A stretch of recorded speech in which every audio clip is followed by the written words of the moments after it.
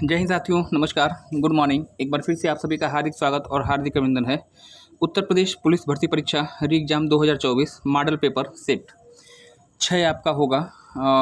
Channel पे पहली बार आए हैं, चैनल सब्सक्राइब कर दीजिएगा, बेल आइकन को प्रेस कर दीजिए, क्योंकि ऐसे ही प्रतियोगी परीक्षाओं की दृष्टि से महत्वपूर्ण कंटेंट मैं आपको प्रोवाइड करता रहता हूँ। आइए शुभारंभ करते हैं आज की सेशन का। दिया गया कि निम्नलिखित में से किसे एशिया का प्रकाश पुंज भी कहा जाता है? किसे एशिया का प्रकाश पुंज द लाइट ऑफ एशिया की संज्ञा दी जाती है? महात्मा गांधी, स्वामी विवेकानंद, महावीर स्वामी या फिर गौतम बुद्ध। तो इस प्रश्न का जो सही उत्तर होगा, बौद्ध वंश के संस्थापक, बौद्ध धर्म के संस्थापक, ऑप्शन डी गौतम बुद्ध को जो है द लाइट ऑफ एशिया के रूप में जाना जाता है, एशिया का प्रकाश पुंज भी कहा जाता है। और यहीं पर अगर बात करें इनके अगर जीवन वृत्त की, तो इनका जो जन्म हुआ था 563 ईसा पूर्व नेपाल के कपिलवस्तु ग्राम में इनका जन्म होता है। और इनके जो माता पिता का नाम था शुद्धोधन एवं महामाया। इनका विवाह यशोधरा नाम की कन्या के साथ हुआ था और इनका पुत्र जो है राहुल था। ये तो इनकी जीवन वृत्त की बात हो गई। महात्मा बुद्ध के अगर जीवन को 4 भागों में 4 महत्वपूर्ण घटनाक्रम को अगर देखा जाए, तो एक तो घटनाक्रम इनका आपका आता है जो होगा महावीर निष्क्रमण, यानी 28वें वर्ष की अवस्था में इन्होंने क्या किया था, तो अपना गृह त्याग किया था ज्ञान प्राप्ति की चाह में। इस घटना को महावीर निष्क्रमण कहा जाता है।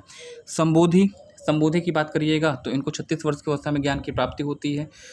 उर्वेला बोध गया नामक स्थान पे धर्मचक्र प्रवर्तन ज्ञान प्राप्ति हुई तो इन्होंने उपदेश देना आरंभ किया। पहला उपदेश कहाँ पे दिया था? ऋषिपत्तन सारनाथ में इन्होंने पहला उपदेश दिया था अपने 5 शिष्यों को, धर्मचक्र प्रवर्तन। और सबसे लास्ट में महापरिनिर्वाण 80 वर्ष की अवस्था में इनको जो है देह त्याग इन्होंने किया था। तो ये आपकी घटना महापरिनिर्वाण के रूप में जानी जाती है। तो जीवन के संबंध में 4 घटनाएं याद रखिएगा जो कि आपसे पूछी जाती है। फिलहाल प्रश्न का उत्तर द लाइट ऑफ एशिया किसे कहा गया है? उत्तर बताइएगा गौतम बुद्ध को। प्रश्न संख्या 2 की बात कर लीजिएगा, तो यहाँ पे आपका दिया गया है निम्नलिखित में से किस पशु का अंकन हड़प्पा सभ्यता की मोहरों पर नहीं मिलता है? जो हड़प्पा कालीन मोहरें थी या रुपया कह लीजिएगा, सिक्का जो था, उस पर कौन सा पशु का अंकन नहीं मिलता है आपसे पूछा गया है। बैल दिया है, हाथी दिया है, घोड़ा दिया है या फिर भेड़ दिया है। तो ऐसे क्वेश्चन भी आपसे एग्जाम में मिलेंगे और निश्चित रूप से आपके लिए नोट करने वाले होंगे। इस प्रश्न का जो सही उत्तर है ऑप्शन सी, घोड़ा वह जंतु है जो कि हड़प्पा सभ्यता की मोहरों पर नहीं पाया जाता है। तो ऑप्शन सी आपका यहाँ पर राइट हो जाएगा। प्रश्न संख्या 3 की अगर बात करिएगा, तो दिया गया कि अवतारवाद का प्रथम उल्लेख कहाँ मिलता है? अवतारवाद का प्रथम उल्लेख कहाँ मिलता है? महाभारत, रामायण, भागवत गीता या फिर विष्णु पुराण में। देखिए प्रश्न का तो उत्तर आपका होगा ऑप्शन सी, अवतारवाद का उल्लेख कहाँ पे? भागवत गीता। महाभारत और रामायण ये 2 ऐसे ग्रंथ जो कि मैक्सिमम बार यहाँ से प्रश्न आपका बनता है। रामायण की बात करिएगा तो रामायण जो है आपका महर्षि वाल्मीकि के द्वारा संस्कृत भाषा में लिखा गया था। इसी का अवधि अनुवाद जो है कहलाता है रामचरितमानस, तुलसीदास के द्वारा लिखा गया। चतुर्विंशति संहिता के रूप में जाना जाता है रामायण को, ये भी आपको ध्यान देना होगा। वहीं अगर महाभारत की बात करिएगा तो महाभारत को आप जय संहिता भी कहते हैं, शतसहस्त्री संहिता भी कहते हैं। और याद रखिएगा इसकी रचना किसने की थी? तो वेद व्यास ने की थी। भारत का पहला महाकाव्य पूछा जाए, उत्तर आपका होगा महाभारत। चलिएगा प्रश्न संख्या 3 के बाद अगर हम 4 की बात करते हैं, तो ज्योग्राफी से लिया गया क्वेश्चन और पूछा गया है कि स्टैनली एवं लिविंग स्टोन जलप्रपात किस नदी के द्वारा निर्मित किया गया? 2 वाटरफॉल का नाम दिया गया है। स्टैनली और लिविंग स्टोन कहाँ पर है, पहली चीज़ बताइएगा, और इसकी लोकेशन बताएंगे, और किस नदी ने इसका निर्माण किया है? नील नदी, अमेजन, कांगो या फिर यांगसे। देखिए प्रश्न का उत्तर और उससे अधिक महत्वपूर्ण होगी इस प्रश्न की व्याख्या। कॉपी पेन लेके बैठिएगा, जो चीज़ें आपको एक्स्ट्रा लगती हैं आप अपने नोटबुक में नोट करिएगा, फेयर नोट्स बनाइएगा, उसका रिवीजन करिएगा। निश्चित रूप से जो है आपके लिए फ़ायदेमंद होने जा रहा है। फिलहाल प्रश्न का उत्तर मैं आपको बता दूं कि स्टैनली और लिविंग स्टोन जलप्रपात किसने बनाया था? तो उत्तर तो होगा आपका ऑप्शन सी, कांगो नदी, है ना। कांगो नदी या जायरा नदी मितुम्बा पर्वत से निकलती है, पश्चिम की ओर बहती है, अंत में अपना जो मुहाना है वो बनाती है गिनी की खाड़ी, ठीक है ना। कांगो के बारे में कहा जाता है अफ्रीका महाद्वीप में प्रवाहित होने वाली सबसे चौड़ी नदी है या सबसे बड़ी वाह्य नदी कह लीजिएगा। सबसे महत्वपूर्ण विशेषता जो पूछी जाती है कि विषुवत रेखा को 2 बार काटने वाली नदी आपसे पूछी जाएगी, उसका भी उत्तर आपका क्या होगा? कांगो होगा। और इसी नदी ने जो है अफ्रीका महाद्वीप में स्टैनली और लिविंगस्टोन वाटरफॉल का निर्माण किया है। नील नदी की बात करिए तो नील नदी जो आपका है अफ्रीका महाद्वीप में प्रवाहित होती है। विक्टोरिया झील और टाना झील, विक्टोरिया झील श्वेत नील के रूप में, टाना झील ब्लू नील के रूप में निकलती है, खार्तून में मिलती है और उत्तर की ओर प्रवाहित होते हुए भूमध्य सागर में अपना मुहाना बनाती है। विश्व की सबसे लंबी नदी नील नदी। मिस्र को आपने नील नदी का वरदान कहा है। और अस्वान बांध बहुत ही फेमस बांध है। अस्वान और सेन्नार 2 बांध याद रखिएगा। एक बांध याद रखिए अस्वान और एक बांध आप याद रखिएगा सेन्नार। ये 2 बांध हैं जो कि एग्जाम में आपसे पूछ लेता है। अस्वान बांध नील नदी पे है, कहाँ पर बताइएगा, मिस्र में। सेन्नार बांध आपका कहाँ पड़ता है तो आप बताइए, सूडान में है, नील नदी पे। तो ये दोनों बांध आपसे पूछे जाते हैं। अमेजन की अगर आप बात कर लीजिएगा तो अमेजन नदी दक्षिण अमेरिका महाद्वीप में बहती है। लेगो विल्फेरो ग्लेशियर से निकलेगी। विश्व की सबसे बड़ी वाह्य नदी या सबसे चौड़ी नदी या सर्वाधिक जल ग्रहण क्षमता वाली नदी आपसे पूछा जाता है, अमेजन बताइएगा, है ना। चलिएगा यांगसी की बात कर लीजिए तो यांगसी जो है एशिया महाद्वीप में प्रवाहित होने वाली सबसे लंबी नदी है। नेक्स्ट प्रश्न संख्या अगर मैं 5 की बात कर लूँ, निम्नलिखित में से कौन मगध साम्राज्य की राजधानी है? वैशाली, चंपा, गिरिव्रज या फिर प्रतिष्ठान। वैशाली संप्रदाय की राजधानी कौन है तो ऑप्शन सी है गिरिव्रज या राजगृह। नेक्स्ट प्रश्न संख्या 5 के बाद 6 की अगर बात कर लीजिएगा तो यहाँ पे दिया गया कि पूरे वर्ष में एक ही दिशा में प्रवाहित होने वाली पवनों को आप किस नाम से जानते हैं?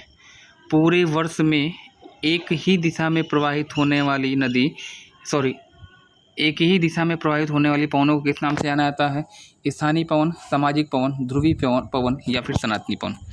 प्रश्न का जो सही उत्तर आपका होगा ऑप्शन डी होगा यहाँ पे राइट, सनातनी पवन इज द राइट आंसर। सनातनी पवन कहिएगा या व्यापारिक पवन कहिएगा, इसी का उपनाम आपका हो जाएगा। चलिए प्रश्न संख्या अगर मैं 7 की बात करूं 6 के बाद आपका 7 ही आएगा। पूछा गया है समताप मंडल में स्थित ओजोन लेयर का कार्य क्या होता है, आपसे पूछा है। ओजोन लेयर, पहले मैं प्रश्न का उत्तर बताऊंगा और उसके बाद ओजोन लेयर से जितने भी प्रश्न आपके पूछे गए हैं अब तक के इतिहास में उस पर चर्चा की जाएगी। पूछा गया है कि ओजोन लेयर का कार्य क्या है तो भूमंडलीय तापमान को स्थिर रखना, भूकंपों की आवृत्ति को घटाना, मानसून की विफलता से बचाना और भूतल पर पराबैंगनी किरणों का रोकना। यहाँ पे जो स्थिति है मैं आपको बता दूँ कि ओजोन लेयर का कार्य क्या होता है तो भूतल पर पराबैंगनी किरणों को रोकना, ये तो आपका होगा राइट आंसर। अब ओजोन लेयर से प्रश्न क्या बनते हैं? ओजोन लेयर चूँकि पराबैंगनी किरणों से आपकी रक्षा करती है इसलिए इसको आपने क्या नाम दे दिया है तो सेफ्टी वाल्व, पृथ्वी का सुरक्षा कवच कहते हैं। दूसरी चीज़, ओजोन की मोटाई नापने की यूनिट आपसे पूछी जाती है। ओजोन की मोटाई नापने की इकाई क्या है आप बताइएगा, डाप्सन।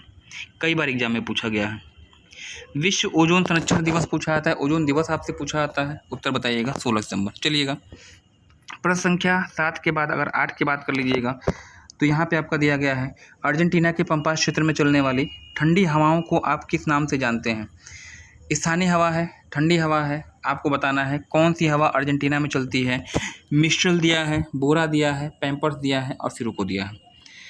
किस नाम से जाना जाता है तो देखिए मिस्ट्रल आपकी चलती है फ्रांस में, ये आपका होगा नहीं। बोरा चलती है अर्जेंटीना में, पैम्पर्स आपकी चलती है अर्जेंटीना में और सिरोको आपकी चलती है इटली में। तो अर्जेंटीना की बात हो रही है, मतलब ना तो सिरोको आपका होगा और ना ही आपका मिस्ट्रल होगा, बचा बोरा और पैम्पर्स। दोनों ही आपकी अर्जेंटीना में प्रवाहित होती है, लेकिन जो बोरा है वह गर्म स्थानीय हवा है। यहाँ ठंडी हवाओं की बात हो रही है, मतलब ऑप्शन आपका हो जाएगा यहाँ पे सी राइट, यानी Pampers is the right answer आपका यहाँ पे इस प्रश्न के लिए हो जाना चाहिए। सिरोको रक्त वर्षा के लिए उत्तरदायी पवन है और इटली में इसका प्रवाह क्षेत्र है। आल्पस पर्वत के पूर्वी ढाल पे बहने वाली मिस्ट्रल आपकी हो जाएगी। बोरा अर्जेंटीना की गर्म हवाएं आपकी हो जाएंगी। प्रश्न संख्या 9 की बात करिएगा, संवैधानिक सुधार अधिनियम से लिया गया क्वेश्चन। निम्नलिखित में से किस ब्रिटिश अधिनियम ने भारतीय ये सिसिल आपका लिखा है, इसको आप क्या पढ़ेंगे, सिविल, है ना। भारतीय सिविल सेवा को खुली प्रतिस्पर्धा के रूप में पेश किया। Charter act 1813, charter act 1853, charter act 1893 या फिर चार्टर एक्ट 1835। देखिए ब्रिटिश अधिनियम की बात हो रही है, ऑप्शन यहाँ पे हो जाएगा 1853 इज़ द राइट आंसर। सिविल सेवा में खुली प्रतियोगिता का शुभारंभ करने वाला अधिनियम कौन था? 1853। अगर पूछ दे किस अधिनियम के द्वारा भारतीयों की शिक्षा पे 1 लाख रुपये की धनराशि खर्च करने का प्रावधान हुआ। चार्टर एक्ट 1813 बताइएगा। भारत के पहले गवर्नर जनरल कौन थे? Lord William Bentinck. कब बनाए गए थे? 1833 ईस्वी में। नेक्स्ट, प्रश्न संख्या 9 के बाद अगर हम आ जाए यहाँ पे 10 की बात करिएगा तो केंद्र में द्वैध शासन व्यवस्था किस अधिनियम के द्वारा लाई गई? भारत शासन अधिनियम 1909, भारत शासन अधिनियम 1919, भारत शासन अधिनियम 1935 या फिर इनमें से कोई नहीं। तो यहाँ पे अगर पूछा जाए तो केंद्र की बात हो रही है, जब केंद्र की बात होगी तो ऑप्शन सी आपका उत्तर होगा। केंद्र में द्वैध शासन व्यवस्था 1935 के अधिनियम के द्वारा लाई जाती है। संघीय न्यायालय की स्थापना 1935 से की जाती है। उड़ीसा और सिंध प्रांत गठन आपका 1935 से होता है। और साथ ही साथ याद रखिएगा ब्रिटिश भारत से म्यांमार को अलग किया जाता है 1935 में। शासन अधिनियम 1909 पार्लियामेंट सुधार के रूप में जाना जाता है। पाकिस्तान निर्माण की बीज बोई गई थी इसी में। और भारत शासन अधिनियम 1919 की बात कर लीजिएगा तो आपका हो जाएगा प्रांतों में द्वैध शासन। चलिएगा, प्रश्न संख्या अगर मैं यहाँ पे 11 की बात करूँ तो केंद्रीय केला अनुसंधान संस्थान स्थित है, कहाँ पर स्थित है? तो इसका उत्तर त्रिची होगा। और त्रिची कहाँ पड़ता है? तो ऑप्शन बी यानी केरल में, त्रिची केरल है ना। केला के बाद आ जाइएगा 12वां जो आपका है, किस संविधान संशोधन के द्वारा बेरोबारी विवाद का निपटारा किया गया था? या ऐसे अगर पूछा जाए कि बेरोबारी राज्य को पूर्वी पाकिस्तान को कब सौंपा गया था, किस संशोधन के द्वारा? तो 7वां संशोधन, 10वां संशोधन, 9वां संशोधन या फिर 12वां संशोधन। ऑप्शन बी आपका यहाँ पे राइट होगा। किस संशोधन के द्वारा होता है? तो ऑप्शन सी होगा राइट, यानी 9वां संविधान संशोधन जो आपका होता है इसके तहत बेरोबारी को पाकिस्तान को सौंपा गया था। ठीक है ना। बेरोबारी वाद आपका 1960 में हल हुआ था। 1960 कभी कभी आपसे इसका वर्ष भी पूछ देता है तो 1960 आप बताएंगे। 13 सैयद सालार उर्स का संबंध किससे है, किस जिले से है? मेला उत्तर प्रदेश से संबंधित ये क्वेश्चन है यूपी स्पेशल का। सैयद सालार उर्स का संबंध किस जिले से है? प्रयागराज, बाराबंकी, बहराइच या फिर जलौन। जो उत्तर आपका होगा यहाँ पे ऑप्शन हो जाएगा Bahraich is the right answer. देवा शरीफ पूछता बाराबंकी बताते, सैयद सालार उर्स पूछता बहराइच आपका उत्तर होगा। चलिएगा, प्रश्न संख्या 14 की अगर मैं बात करूं तो शहीद दिवस किस तिथि को मनाया जाता है? 23 जनवरी, 23 मार्च या फिर बी और सी दोनों। ऑप्शन होगा यहाँ पे डी, बी और सी। ठीक है ना। 30 जनवरी महात्मा गांधी का शहीद दिवस, 23 मार्च भगत सिंह का शहीद दिवस, भगत सिंह, सुखदेव और राजगुरु, है ना। 15 की बात करिएगा। निम्नलिखित में से किस संविधान संशोधन को आप लघु संविधान भी कहते हैं, मिनी कॉन्स्टिट्यूशन भी कहा जाता है? 42वां संशोधन, 73वां संशोधन, 44वां संशोधन और 36वां संशोधन। मिनी कॉन्स्टिट्यूशन की बात हो रही है। ऑप्शन यहाँ पे होगा आपका 42वां अमेंडमेंट 1976 में होता है और इसमें कई परिवर्तन हुए थे, इसीलिए इसको आपने क्या कर दिया है, भारत का मिनी कॉन्स्टिट्यूशन। नेक्स्ट, प्रश्न संख्या 16 की बात करिएगा। निम्नलिखित में से कौन सा संवैधानिक निकाय नहीं है? वित्त आयोग अनुच्छेद 280, राज्य निर्वाचन आयोग अनुच्छेद 324, योजना आयोग, अन्य पिछड़ा वर्ग 338, है ना। अन्य पिछड़ा वर्ग आयोग आपको 338 में आपका हो जाएगा। तो किसका उल्लेख संविधान में नहीं है? तो ऑप्शन सी आपका नो डाउट, आपका कोई दिक्कत नहीं होगी। योजना आयोग आपका सही उत्तर होने जा रहा है क्योंकि इसका उल्लेख कहीं भी संविधान में नहीं है। 17वां, निम्नलिखित में से कौन सुमेलित नहीं है? गांधी सागर बांध चंबल नदी, रणजीत सागर बांध रावी नदी, कृष्णराज सागर बांध कृष्णा नदी और इंदिरा सागर बांध नर्मदा। कौन सुमेलित नहीं है? तो यहाँ पे अगर मैं बात करूँ, गांधी सागर बांध एमपी में है, चंबल नदी बिल्कुल सुमेलित है। रणजीत सागर बांध या इसी को थीन बांध कहते हैं, रावी नदी पंजाब में है। इंदिरा सागर बांध एमपी में है, नर्मदा नदी पे। अब उत्तर यहाँ पे क्या होगा? ऑप्शन सी होगा राइट। कृष्णराज सागर बांध कृष्णा यहाँ पे दिया गया है। कृष्णा सागर बांध तमिलनाडु में है और ये कृष्णा पे नहीं है बल्कि किस नदी पे है? तो आपका उत्तर यहाँ पे होगा क्या? राइट, रावी। प्रश्न संख्या 18 की बात करिएगा तो किस एक्ट के द्वारा भारतीयों की शिक्षा पर प्रति वर्ष 1 लाख रुपए खर्च करने का प्रावधान किया गया है? ऑप्शन यहाँ पे होगा, मैंने पहले ही आउट कर दिया है पेपर, 1813 का चार्टर एक्ट आपका सही उत्तर हो जाएगा।